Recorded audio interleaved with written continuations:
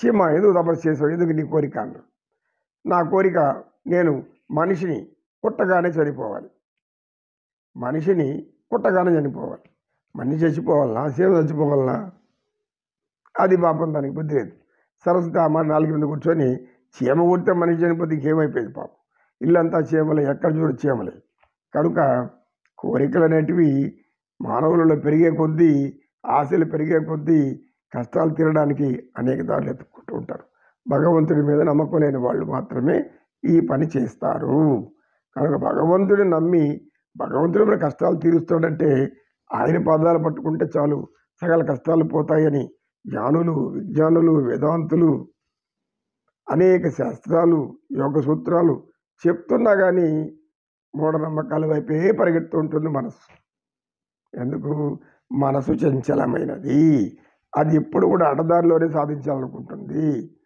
సత్యం ధర్మం ఆచరించి సాధించాలనుకోదు.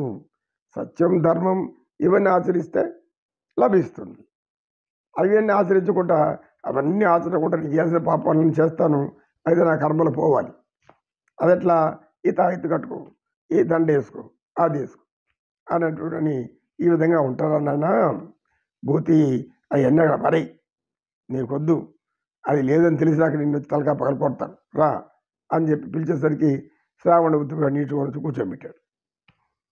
ఇలా మానవులు ఆశామోహితులై ఏది సత్యమో ఏది అసత్యమో తెలుసుకోకుండా పోతున్నారు.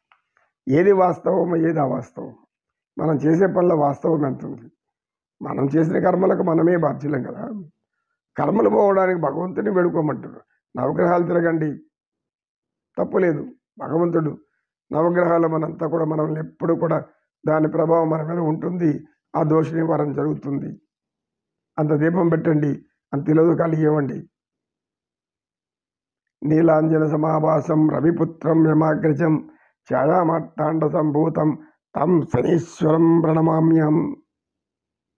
శనేశ్వరుని ప్రార్థన ఇలా ఆదిత్యాయ సోమాయ మంగళాయ బుధాయ చ గురు శుక్ర శనిభ్యశ్చ రాహువే కేతువే నమః. ఇలా ఓం తం నవగ్రహం ప్రణమామ్యం.